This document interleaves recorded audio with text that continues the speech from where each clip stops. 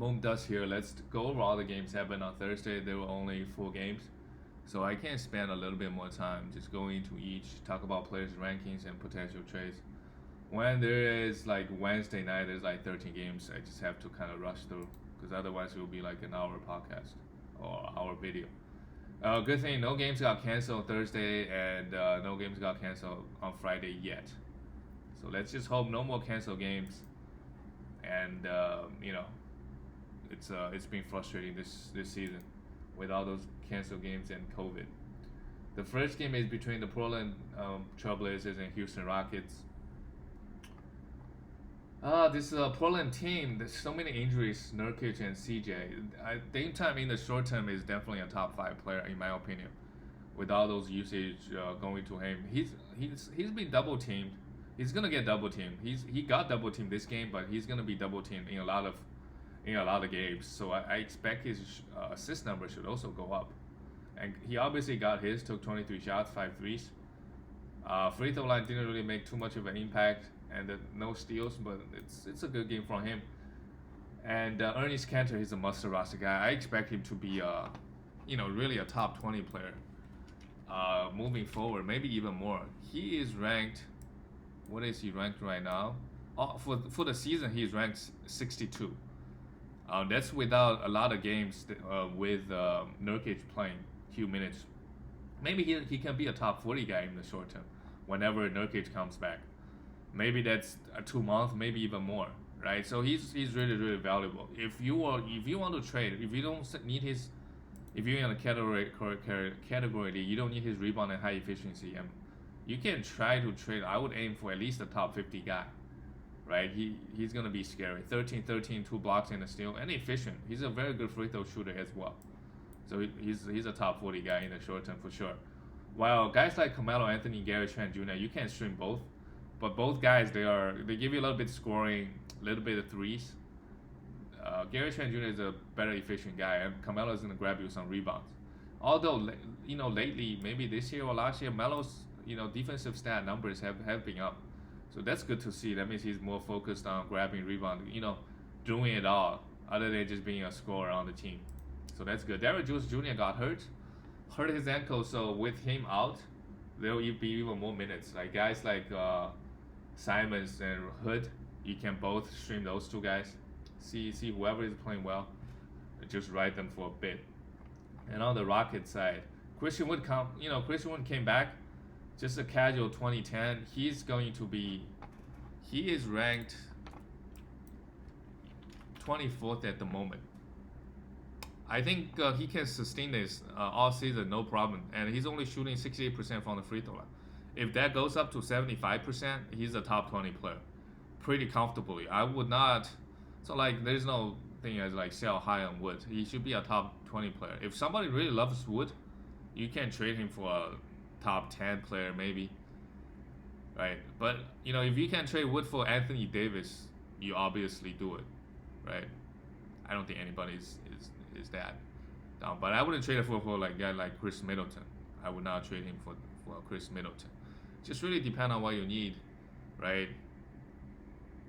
But he's been really strong, and he wants to prove everybody that what they missed out on him, especially to his the ex-girlfriend that broke up with him on draft night, 4 or 5 years ago, where he did not get drafted, and the girl just left. So he wants to prove everybody. He already got the bag. He already got the money. He just wants to prove everybody, he's a top 5 center, the best center in the league. Sorry. So really strong from Christian Wood. Hopefully he can stay healthy. And Victor Oladipo, I think, is a sell high. Took 23 shots. I don't think his volume should be this high every single game. His rank right now is really high at the moment. That's another guy, I think, if you can get him, he's ranked 65th at the moment. I would trade him for Cantor, honestly. Right? Even though Cantor has a timestamp on him. I would trade him for Devontae Murray. I would trade him for Andre Drummond. I would trade him for Ayton, maybe not Ayton. I'm not too interested in Ayton this year, to be honest. I would trade him for Ben Simmons, depending on what your team needs. All those guys, they're in that range, 50 or 60 range, right? I would trade him for Donovan Mitchell if you need those points. I would trade him for D'Angelo Russell as well. All those guys I traded him for. And I think those guys should be better than Oladipo moving forward. John Wall, 30 minutes, 20 points, good numbers, 6 assists, 5 rebound, block. One thing with John Wall, interestingly, obviously he's gonna miss some games that hurts his value, but interestingly, his free throw. The year before he got hurt, it's like Westbrook, his free throw has been so bad. After 2 years of not playing, came back, started shooting 80% again. Right? He was an 80% plus free throw shooter. And then boom, 1 year he was shooting 70%. Now this year he's shooting good again. So as long as John Wall is playing, I see him as a top 50, 60 player. Right? No problems. Jason Tate, 60 minutes, no. Not interesting. And why PJ Tucker is a true professional. There's nothing to play for. I expect him to get traded. Maybe once PJ Tucker gets traded, it will free DeMarcus Cousins. I haven't talked about Cousins yet, but maybe they will play Cousins and Christian Wood more together. The coach Silas, he just refused to play them together. Refused to give Cousins more minutes, and if Cousins is playing 10 minutes, I don't care who you are, right? If you are a prime Michael Jordan, you're just not giving us enough value. In 10 minutes, Cousins did try a full rebound, 3 assists, and a steal, but he was a minus 15 in those 11 minutes. Maybe he's just not good in real life. Put up big numbers in fantasy. Eric Gordon is worth streaming for points and threes.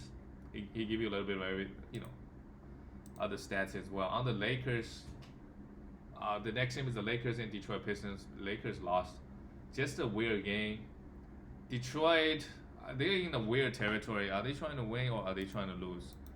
Right. Let's look at the NBA standings just a little bit, just to see Lakers. They are comfortably sitting on the, near the top, along with Jazz and Clippers. Jazz been playing so well this year. It's scary. Detroit, they are one of the worst teams in the NBA. They lost. Lakers, LeBron. For those guys worried about LeBron not playing, he's gonna get a questionable tag every single game. He's not gonna miss a lot of games. It's not like he's saving for the playoffs, right? Because he also wants to break out the regular season record. So he's not gonna give you a lot of defense. Because he doesn't care about that. He cares about assists, rebound, and points, which he will give you every single game.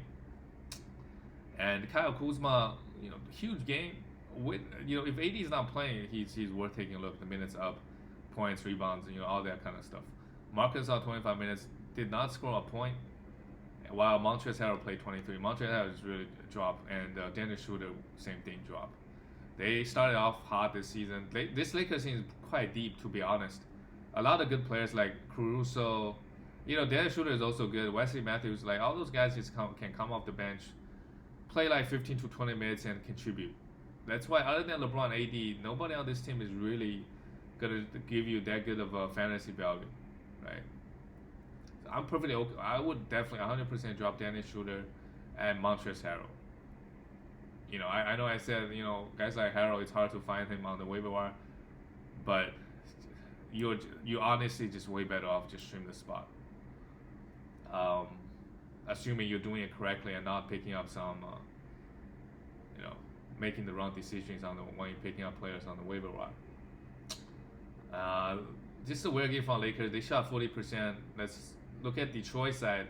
They're one of the worst teams in the NBA, and I worry about some of the veterans' minutes once they are out of the playoffs. I mean, they're already out of the playoffs, so I don't really see a reason why they play Blake Griffin back to. Well, of course, he's already gonna miss out the back-to-backs, and gonna miss out more games. Any other tiny injury with Blake Griffin. So 23 points is the best game. If somehow you can sell him because he has some name value, I doubt anybody's gonna take it though. But good game from Blake Griffin. Mason Plumlee, his minutes just cannot hit 30. Right. Jeremy Grant's the number one guy playing 37 minutes. Struggled here, but Jeremy Grant remained a top 25, 30, top 30 guy, just because the volume is there, and the volume is going to be there all season. Mason Plumlee is in a weird spot. He doesn't really play above 30 minutes or 35, so in 25 to 30 minutes, he's giving you enough value. He's giving you enough rebounds, good rebound, really good rebound actually, 8 or 9 rebound a game. Good steals and blocks and good field goal, but I worry about his minutes and if Detroit, once they start losing, Why would they want to play Blake Griffin or Mason Plumlee, or why would they want to keep Derrick Rose? Right, they might trade him. Derrick Rose, every year there are trade rumors. It just doesn't make too much sense for D Rose to play on a bad team, coming off the bench, and Killian Hayes is out. What's the point of if he's playing, you can maybe mentor him. So I don't know. Same thing with Wayne Ellington. Wayne Ellington, he's playing really well at the moment. You gotta pick him up. But Delon Wright, I don't think any of those guys are part of their future, right? Wayne Ellington is a veteran. Mason Plumlee, he's just been in the league for a long time. At some point, they gotta turn to guys like Isaiah Stewart, Josh Jackson, right? Siku Dambaya, just guys like that, right? Sadiq Bey, like all those guys. At some point, you gotta play those guys more minutes. So I expect this Detroit Pistons rotation to be, significantly different once we get to the later half of the season, right? But for now, guys like Mason Plumlee, Wayne Ellington, Delon Wright, you want to rush all of them, but it's just in a month or two it could be very different. Let's move on to the next team, the Clippers and the Miami Heat. Clippers were without Kawhi Leonard and Paul George. It's pretty safe to say those guys are gonna miss 10 games from Monday. So we'll see, when those guys come back. In the meantime, you want to string all those guys. You want to string Terrence Mann. You can't string Batum. He's rosterable. You can't string Luke Kennard, even though he's not doing much. You can. The biggest beneficiary, Reggie Jackson is priority one. If you need points, assists, he's the first guy you go to. Lou Will play also okay. So all those guys are really worth streaming. Marcus Smart, Zubac, all those guys with Kawhi and PG out, you can stream all those guys. No questions asked. Right, and for this game, Serge Ibaka played quite well, double, a steal and a block. And I just don't think Coach Tyler wants to play Serge Ibaka and Zubac together ever. Ibaka used to be a 4. He played a decent amount of power forward when he was at least in OKC, right? When he was on the Raptors, he played alongside of Marcus Gasol. But Zubac doesn't provide any spacing. And Serge Ibaka, I think he's a really good catch and shoot guy. So I don't know why they're not playing them together. But either way, Zubac's minute is not going to be high up. So he's only worth streaming for some points and rebound and some field goals. He did exactly that this game. Only 6 points, but that's okay. Marcus Morris. You stream him for some points and threes, that's about it. And Lou Will, you stream him for some points and assists. He had a pretty good game here, worth streaming. Luke Kennard, you can forget about him. He when he was on Detroit, I thought he's gonna break out. He did not. He got traded. Playing on the Clippers, just not doing enough at the moment. Not playing well, to be honest. Batum had a pretty huge game. Hit 6 threes, 18 points, nothing else. 2 steals and nothing else. And on the Miami Heat side, they're still without Jimmy Butler. It's been almost by this Saturday, it will be 3 weeks. So Jimmy Butler should be back soon. He might be on a minute restriction, so you can, keeping an eye out for a game or two, right? 20 minutes of Jimmy Butler may not be better than a 35 minute of Wayne Ellington. I don't know, just thinking out loud. Depending on what you need. Miami Heat, Kendrick Nunn. So this is the thing with Kendrick. He got 32 minutes. If he's playing 32 minutes, you still roster him. Even 25 minutes, you still roster him, or worth streaming. 30 minutes, you must roster him. 25 minutes is worth streaming. And if you can somehow trade him, you absolutely do it. I think you can trade him for like Kelly Oubre Jr. You trade him, right? He's a very short-term value, right? So, okay game here, 10-3-3. Tyler Hero came back. This year, Tyler Hero's rebounding number has been so weirdly high. So that helps his fantasy values a bit. 5 assists here is also nice, a steal. So he's definitely worth stream. But the thing is, he doesn't go to free throw line a lot. So his game really give you some points. He can definitely go off, give you 25, 30 points any night.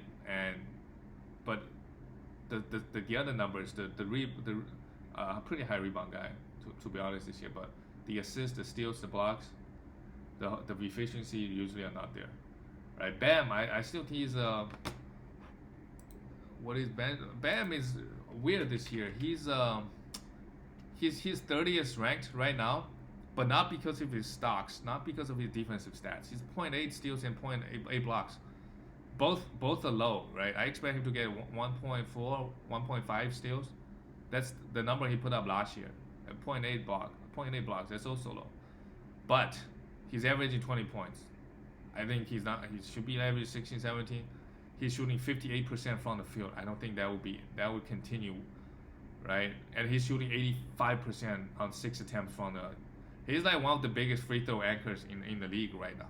If you have him, if you drafted Ben, you don't really expect him to give you those free throw numbers. You expect him to give you those assists, steals, and blocks, right? So it's just interesting to see. He's ranked 30th right now. A bit sell high because Jimmy Butler comes back. His numbers, are gonna fall back a bit. But the steals and blocks should go up. So maybe he's a 30 or 35 guy range. It's just really hard to see. Maybe he's steal and blocks. It's been like 15 games. Maybe those are just not gonna come this year. There is a possibility, but I think it's low. But I think it's very, very likely that his free throw is gonna just go back to low 70s, right? Unless he did some weird thing in the summer where his free throw all of a sudden. Like if he's this good a free throw shooter, he should be a top 25 guy or top 20 guy, right? Then he doesn't really have a weakness in his game other than the no threes, right? His fantasy will be complete. Fill up the stat sheet, good field goal, good free throw. But I just don't think it's gonna happen. Kelly Olynyk, you can drop him, and Duncan Robinson, you can only stream him. Hopefully Jimmy Butler comes back next game and start contributing. Let's see. And the last game of the night is the Golden State Warriors and Phoenix Suns. Warriors, they are just where is their ranking right now? Warriors, they are 9th in the Western Conference. They should make the playoffs. On the back of Steph Curry carrying their load. Steph Curry's real just Curry numbers 27, 44. Curry was a minus 23. Interestingly, no defensive stats, but he'd be, on average he's putting up better numbers than this, on average. So Curry should be a top 5 guy, right? Kelly Oubre Jr. This is what I was talking about. He just really lost at the moment. I would perfectly be okay. Just try to buy low on him. I still think he. The thing with Kelly Oubre Jr. He really hurts your field goal, sure, right? But the defensive stats are there, and the defensive stats are really valuable. And he hits some threes, grabs some rebound. Usually he's a low turnover guy. So the really only category he's hurting you a lot is the field goal department. So I would still try to buy low on him, but at this point, literally throw your worst player at him, right? Don't throw a top 100 guy, right? I think he should be better than this. I think he should be a top 80, 90 guy. I really think. So right now his ranking is so bad. Right, 25 minutes. And there were the rumors that he might get traded. Like if he gets traded with Lonzo, even though Lonzo doesn't really make sense at Warriors, but if he does get moved, I expect him to be a top 80 guy. Right? Come on, Looney 15 minutes while James Wiseman play 18. Just not too interesting. Both guys, the minutes are not there. While Draymond Green, I just love to look at how many points Draymond Green scores. He scored 2 points here, 1 for 7. 4 rebound, 6 assists, and 3 steals. Like if you need the assists and steals, it's fine. Like Draymond is giving you those, but he's hurting in rebound. He's hurting you so much in the points department, and it's crazy, right? And the low field goal obviously a concern, but the volume is not there, and he's not giving you blocks this season either. So that really hurts his value. If your team doesn't need points, where is Draymond Green? He's ranked outside of 200. Outside of 188 right now. So you can buy low on him, but just like throw your worst player. Sure, he give you a lot of assists, give you decent steals, but everything else is negative. Maybe a little bit rebound, everything else is negative. Just a crazy fall off. A couple years ago, Draymond was a beast in fantasy, right? In the 2016, that year, Steph Curry MVP season, he was averaging 14 points, fill up the stat sheet. Just crazy how a few years difference Now he's scoring 5 points a game. I don't know how he can do that, right? Like in the past 20 years, who has averaged less points than Draymond while playing 30 minutes? I don't know. I don't know. And his minutes are also down, just weird. Andrew Wiggins 28 minutes, 16 points, nothing else, but he usually give you blocks. And he's been playing quite well, like from minus 18 here. But in terms of shooting the basketball, he's been, consistently getting like 13 shots and scoring 15, 16 points. That's good enough. Give you 1 block, 1.5. That's good value right there. And on the Suns side, Devin Booker is still out. He should be back. I don't know. Be back later this week or early next week. Shouldn't be in too bad of an injury. Chris Paul, he had 30 points. Went back to earth a bit, but it's a good thing to see that both Chris Paul and Mikal Bridges got 2 steals. They played the Warriors, so I don't know the low steal rate for both guys. Chris Paul really strong game, no worries, and Mikal Bridges, that's why this guy is so good in fantasy. 20 points, I mean, I'm not even worried. He's not a big scoring guy, but just efficient from the field, from the free throw line. And only 1 rebound here, he usually grab you more. Not a lot of assists, usually 5 is really nice. 2 steals and a block. That's honestly, I expect him to get like 1.7 steals and 1 block close. He's like a mini Lord Covington, but this year his steal numbers has been so low. DeAndre Ayton, he had a huge big games, now only 12 points again. It's frustrating. He's definitely a bust if you drafted this guy 2nd or 3rd round. A big bust. But we'll see if he can turn around. I don't think he will this season, so don't buy low on this guy. Jay Crowder and Cameron Johnson. Without Devin Booker, you can both stream both guys. Gonna give you some threes, a little bit scoring and efficient from the field. Not Jay Crowder though. Cameron Johnson is pretty efficient from the field. Not else to talk about. Interestingly, Kaminsky got his 25 minutes. Didn't really do much. Oh, sorry, he did a lot. 12 points, 13 rebounds, 8 assists. But maybe when Devin Booker is still out, he's gonna get this many minutes. It's worth taking a look, but don't expect this to happen. That's it for all the game. And interesting, Dario Saric is not getting the minutes. Frank Kaminsky is getting those minutes. Anyways, that's it. See you guys tomorrow.